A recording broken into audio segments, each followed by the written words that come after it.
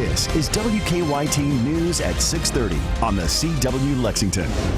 Good evening, welcome. I'm Sam Dick. And I'm Jennifer Palumbo. One of the big stories tonight involves the weather. And Matthew, a lot of people heading out for fall break, wondering where it's going to hit, what's going to happen. Sure, I mean, it could affect people who have plans in South Carolina and North Carolina, all those people in Kentucky who have fall break later in this week, especially out of Fayette County. Right. And so Chris, a little bit later, is going to get into that, really in depth as to what they can expect. It could ruin some vacation plans. We hope not. It really could. So he will show you the latest track of that storm. And trending right now, a body found in Lincoln County has been identified as a missing Danville woman. Desiree Sparks was found dead by people riding by in four-wheelers. And that story is the most clicked on right now on WKYT.com, followed by court documents tying a Lexington man to a string of burglaries.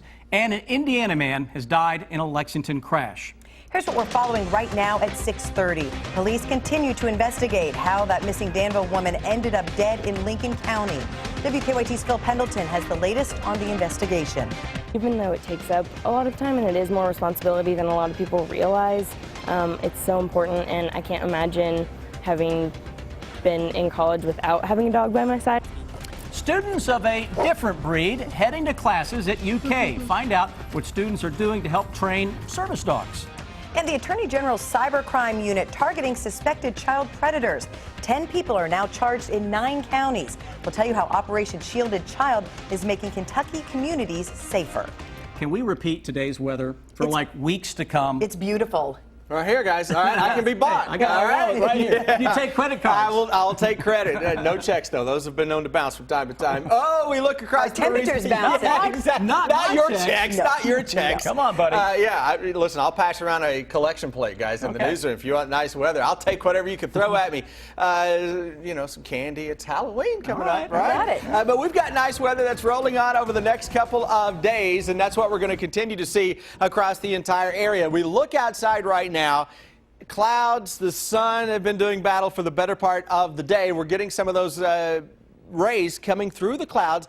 Excellent skyline. Temperatures late afternoon, early evening, 70 to 75, though we're starting to see a few upper 60s showing up for areas getting under some clearing. So you get under clearing as the sun goes down, those thermometers will really drop off across the entire area. Defender radar network, nothing to worry about in terms of coming from the skies. You're noticing, though, a little cloud cover, but no precipitation. No worries if you're heading out and about this evening with those temperatures that will slowly drop into the upper 50s by late this evening. Here's what I'm working on. Mild and dry for the most part over the next several days. Then we get into the weekend. We've got a big hurricane that's likely to impact the southeastern part of the country, and at the same time, a cold front will be right on top of Kentucky. We'll talk about the connection between those two and what you can expect if you're heading out for fall break toward the Carolinas or even Florida. And that combination along the eastern seaboard may unleash some chilly air across Kentucky, guys. Late weekend, early next week, dare I say, the first upper 30s possibility. I think it just did. We'll show you the 7-day forecast in a few. We'll see you then, Chris. We're learning more tonight about a missing Danville woman found dead over the weekend. The family of 22-year-old Desiree Sparks reported her missing last Tuesday. Police say a group of people four-wheeling found Sparks' body off of Skyline Drive in Lincoln County. She was naked with a rope around her neck. WKYT's Phil Pendleton has our top story at 6:30. This area of Skyline Drive, just west of Highway 698 in Lincoln County, is very remote. There are very few homes along the roadway, and those that do live out here tell me they hardly ever see any traffic on this roadway. Neighbors say that it's very unusual to see traffic of people who don't live on the dead-end West Skyline Drive, which is just off of Highway 698 south of Stanford. But it was here Saturday where some four-wheelers on a benefit ride made the horrifying discovery of a dead woman. She was identified on Sunday as 22-year-old Desiree Sparks, and she had been reported missing from Danville Tuesday. Police say she had last been seen on Citation Drive, which is just off the 127 bypass. Reports are that she was seen getting into a car with an unknown man. A lot of her family lives in Lincoln County, and apparently she had graduated from high school there in 2012. McKnight Martin Funeral Home in Crab Orchard is handling her arrangements. Sparks' cause of death has not been released. Neither is the manner of death. An autopsy was done yesterday, but we are not being told what the results of that autopsy are. Both the coroner and Kentucky State Police continue to look into everything that took place. In Lincoln County, Phil Pendleton, WKYT. The family of Sparks is raising money to help pay for her funeral. Lexington police are still trying to figure out who shot and killed a Louisville teenager over the weekend. It happened just before 2 Saturday morning at a townhome on Unity Drive. That's off Red Mile Road. Police say 18-year-old Ben McNeely was at a party when a fight broke out, and McNeely was shot multiple times in the chest. His family is now trying to make sense of their tragic loss. What a warm heart. He was such a loving person. There's nobody that he encountered that he didn't make laugh, make them feel good about themselves. Lexington police are asking for the public's help. Anyone with information can send anonymous tips to Lexington police. Just text LexPD to crimes or 274-637. You could get a reward if your information leads to an arrest. A huge operation to keep Kentucky communities safe. Today, the state attorney general announced 10 people are now charged with more than 400 counts in a child predator roundup. WKYT's Sean Moody's in Frankfort with details on Operation Shielded Child. This is one of the servers the Attorney General's cybercrimes team uses to investigate these cases. They say each investigator may have 4 to 5 cases open at a time. Attorney General Andy Beshear announced his office's Operation Shielded Child investigation resulted in 10 arrests. He said people accused of possession of child pornography or soliciting a minor lived in 9 counties across the state. His office's cybercrime investigators worked with local and state law enforcement on the investigation, as well as Homeland Security. After this operation, Beshear said his office has made 42 arrests or convictions so far this year. That is only 5 predators short of what we used to do in an entire year, and we did it in just 10 days. And the Attorney General said today there's still one case they're still investigating as a result of this operation. In Frankfort, Sean Moody, WKYT. Attorney General Beshear said that all those cases will be handled by local county prosecutors. We now know the names of 4-year-old twin boys killed in an eastern Kentucky house fire. The Knott County coroner says Marcus and Jonathan Waddles died early Friday morning in the Lackey community. Their mother, stepfather, and another child were able to escape the burning home. Investigators are now looking at possible electrical problems as the cause of the fire. Canines tagging along to class with some UK students training to be service dogs. WKYT's Hillary Thornton talked to students involved in the Four Paws College program. That story is in less than 3 minutes on WKYT News at 6:30 on the CW Lexington. Then Coach Cal talks recruiting and national titles at Kentucky. Dave Baker has the sports buzz later.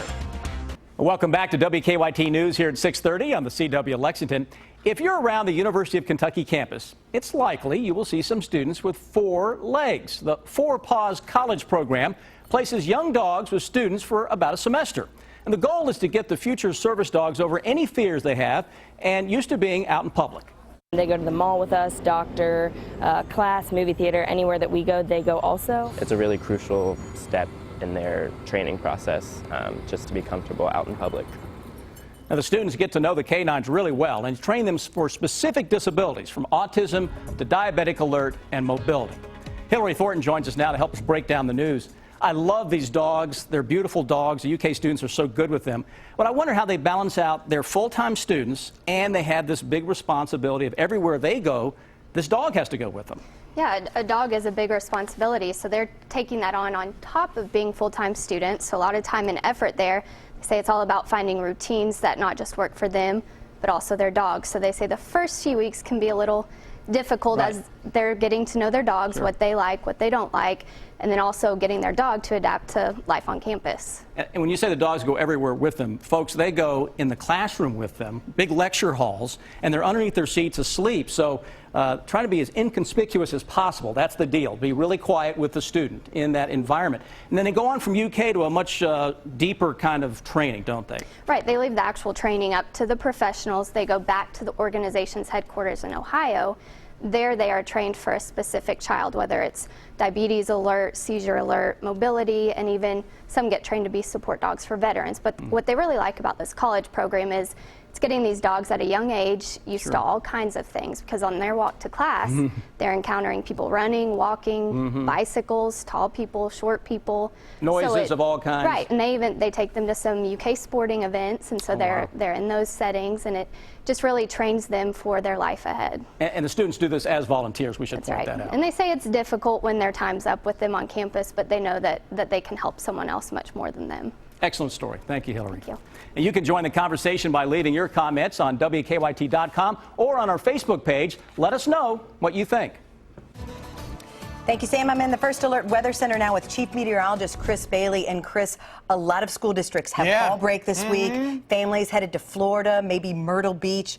All eyes on Hurricane Matthew. This could be a big problem. Yeah, it's a Category 4 hurricane right now. It's still a long way away from the United States. The problem is that it's heading toward the United States. Here's a little video coming out of likely Jamaica, maybe western Cuba, over toward the Dominican, and that's where we're starting to see the big impacts of this powerhouse of a hurricane right now, Jennifer. At brief point this weekend reached Category 5 status. And it's been a while since a hurricane this big made landfall in the U.S. Yeah, it does. We have not had a major hurricane make landfall in the United States since 2005. Major hurricane being a Category 3 or higher. That's 115 mile per hour winds or greater. So it has been the longest in recorded history. Here's what we're seeing right now with Matthew in terms of where this storm is, and it kind of, to me, looks like a Pacific hurricane.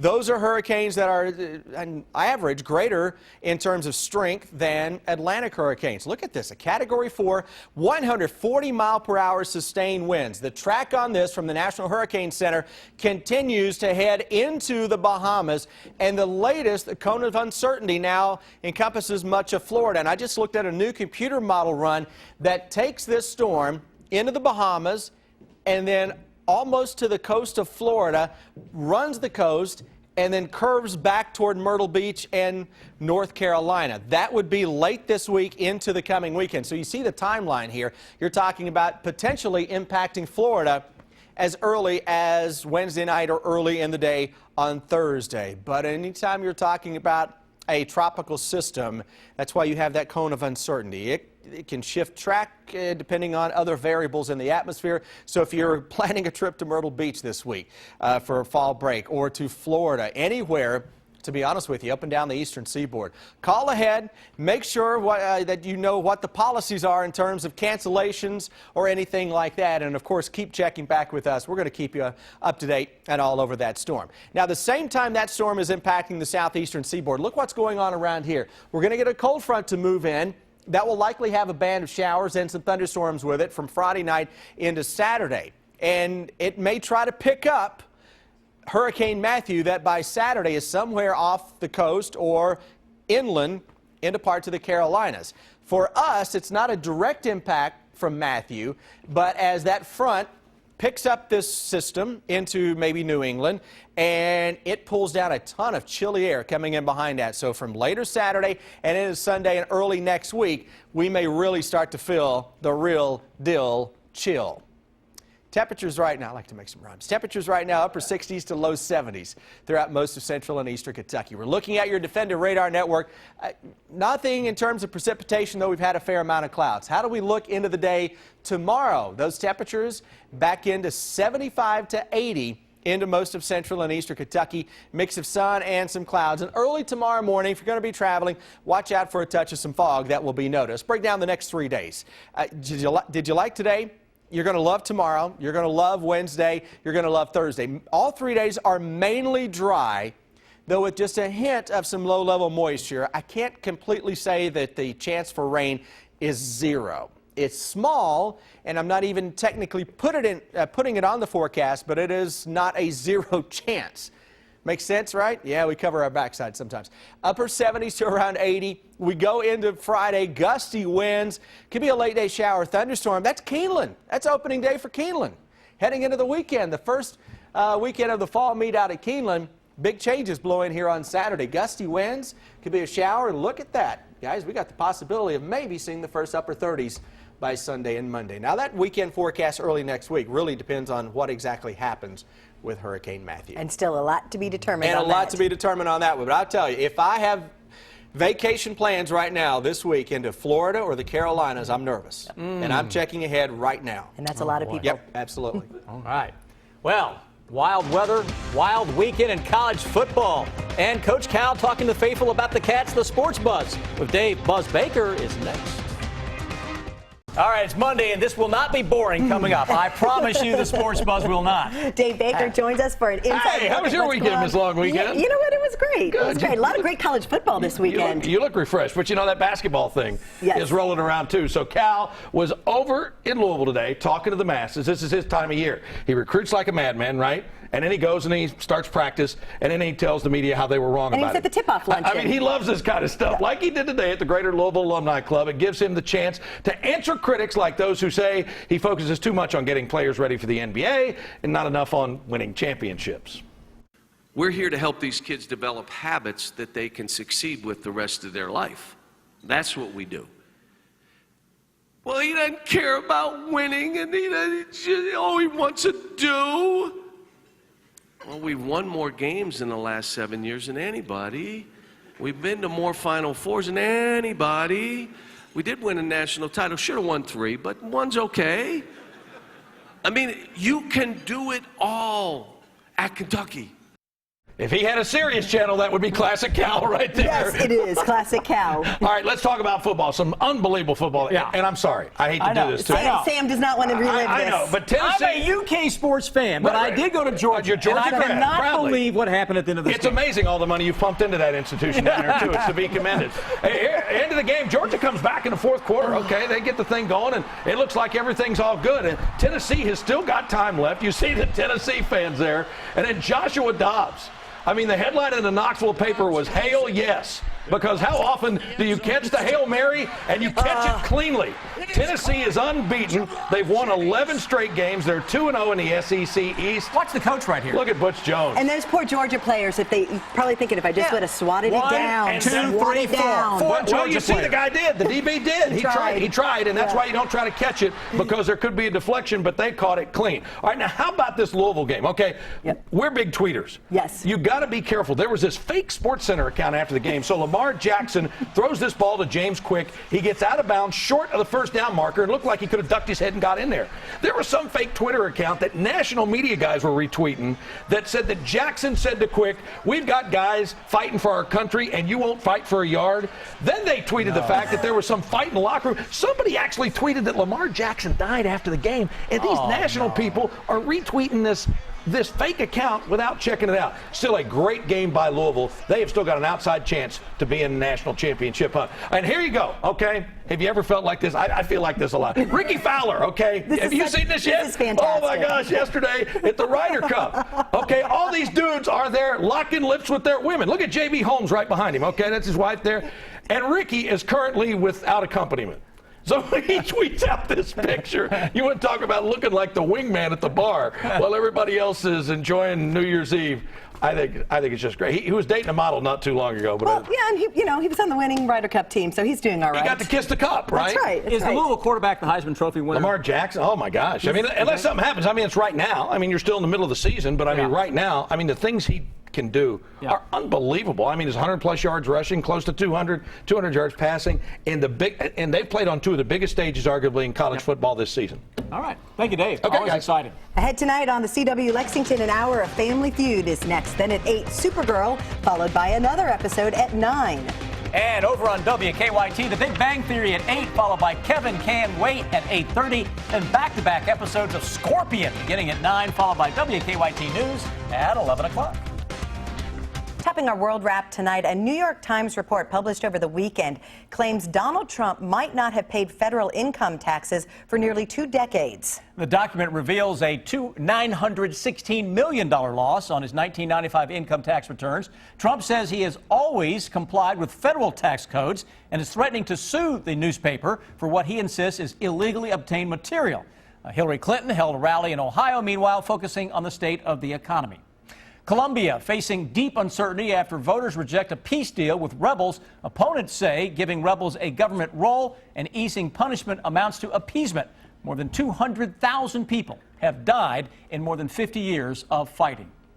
Hundreds of people gathered in Lexington this weekend to walk and roll and raise money for those battling spina bifida. This is good. October is Spina Bifida Awareness Month. This was the third year for the walk. This is Watch great. this. Dave, have you seen this? No, I did. Pay attention. Here we go. Barbara I've seen Bailey, this year's MC, takes a pie to the face. Oh, yeah. Now, how's that? And I asked her Saturday night when I saw her at the wedding, one of our coworkers, you know, what kind of pie it was. She said it was whipped cream. So, but anyway, good money, good deal raising money for a good cause, Spina Bifida, and Barbara being a real trooper there. That's right. Well, we've got some great weather right now, at least here in Kentucky. Yeah, over the weekend, though, with the ugly stuff, I would imagine I could have, you know, taken a few pies to the face like that. That's Some never people happened to out you there. before? Not yet. Okay. A few rotten tomatoes thrown at me, and occasional egg. Maybe a few bad words. That's just from Buzz over here. Please. All right, Your time is coming, Bucko. That's not even from the public. Upper 70s to around 80. We'll make it up to you over the next few days. Opening day of Keeneland. Look at that on Friday. How about that? 76 degrees. We look good. Weekend is mainly dry. You got a shower chance on Saturday. It will turn chilly, though, late Saturday into Sunday and Monday. But this could be a wild ride from the 80s down to the 30s. And then watch the East Coast. You're making plans to head to Myrtle Beach or Florida for fall break. Matthew is likely to come calling this. And there's a reason you get those deeply discounted prices at this time of year. You're Is that exactly right. Okay. That's it. Hard hurricane Must season. win for UK on Saturday, right? Again. It's an absolute way to measure what they're doing and how they're doing against a team like Vanderbilt. Thanks so much for joining us tonight for WKYT News at 6:30.